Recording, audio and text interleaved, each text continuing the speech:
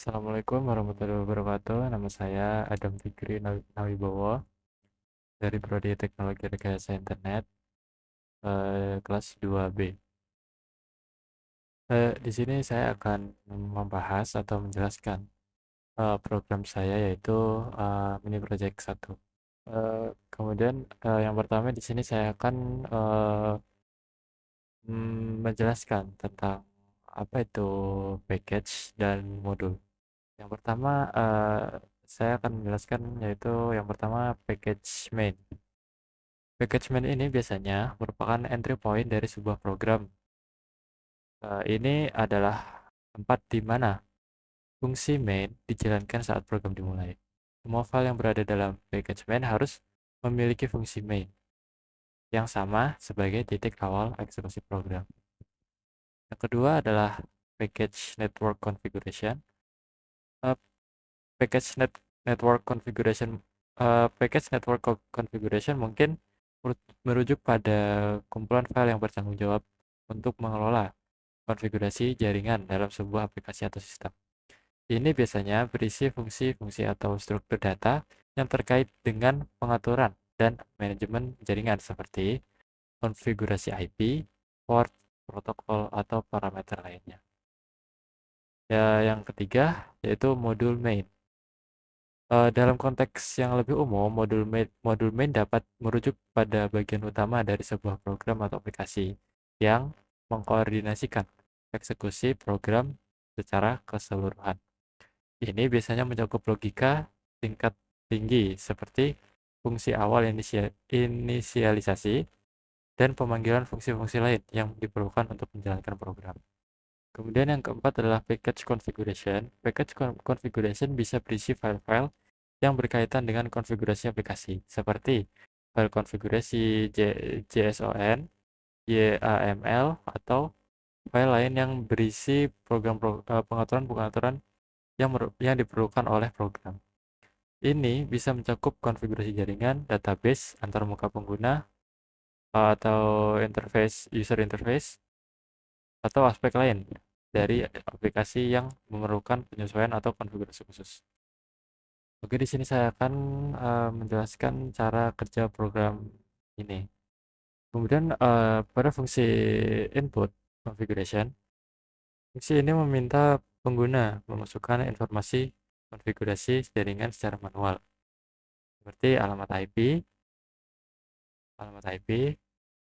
kemudian subnet max, dan gateway. Fungsi ini juga memungkinkan fungsi validate IP address. Kemungkinan ada di modul configuration untuk memastikan alamat IP yang dimasukkan valid. Fungsi main ini adalah fungsi utama program. Nah, di sini eh, program ini akan menampilkan menu dengan 3 pilihan, yaitu yang pertama adalah input network configuration. Pilihan ini akan menjalankan fungsi fungsi input configuration untuk meminta pengguna memasukkan informasi konfigurasi. Kemudian yang kedua adalah display network configuration. Pilihan ini kemungkinan akan menjalankan fungsi dari modul configuration untuk menampilkan informasi konfigurasi yang telah disimpan sebelumnya. Dan yang ketiga adalah exit. Eh, Pilihan ini akan keluar dari program ya. Program ini akan terus menampilkan menu dan meminta pengguna untuk memilih opsi hingga pengguna memilih opsi ketiga untuk keluar. Oke, kemudian saya akan menjelaskan di modul configuration. Oke, pada validate IP address ini, fungsi ini bertugas untuk memvalidasi alamat IP yang dimasukkan pengguna. Fungsi menerima argumen IP address berupa string yang mewakili alamat IP. Fungsi memecah alamat IP menjadi 4 bagian atau octet menggunakan metode split. Fungsi kemudian memeriksa apakah eh, bagian jumlah bagian IP berjumlah 4 atau tidak. Jika tidak, maka fungsi mengembalikan false. Fungsi kemudian melakukan literasi pada setiap oktet untuk menerima apakah nilainya valid. Memeriksa apakah oktet tersebut isi angka atau tidak. Jika tidak, maka fungsi mengembalikan ke false. Kemudian mengubah oktet menjadi angka menggunakan integer x, memeriksa apakah nilai oktet tersebut berada di antara 0 dan 255 atau inklusif. Jika tidak, maka fungsi kembali ke false. Jika semua pemeriksaan lolos, maka fungsi mengembalikan true yang menandakan alamat IP valid. Kemudian yang kedua adalah validate subnet max. Fungsi ini bertugas untuk menvalidasi subnet max yang dimasukkan pengguna. Cara kerja fungsi ini mirip dengan fungsi validate IP address. Fungsi menerima argumen subnet max berupa string yang mewakili subnet max. Fungsi memecah subnet max menjadi 4 bagian menggunakan metode split. Fungsi kemudian memeriksa apakah jumlah bagian atau oktet subnet max berjumlah 4 atau tidak. Jika tidak, maka fungsi mengembalikan ke false. Fungsi kemudian melakukan iterasi pada setiap oktet untuk memeriksa apakah nilainya valid. Memeriksa apakah oktet tersebut berisi angka atau tidak. Jika tidak, maka fungsi mengembalikan ke false. Dengan mengubah oktet menjadi angka menggunakan integer, memeriksa apakah nilai oktet tersebut berada di antara 0 dan 255 atau inklusif. Jika tidak, maka fungsi mengembalikan ke false.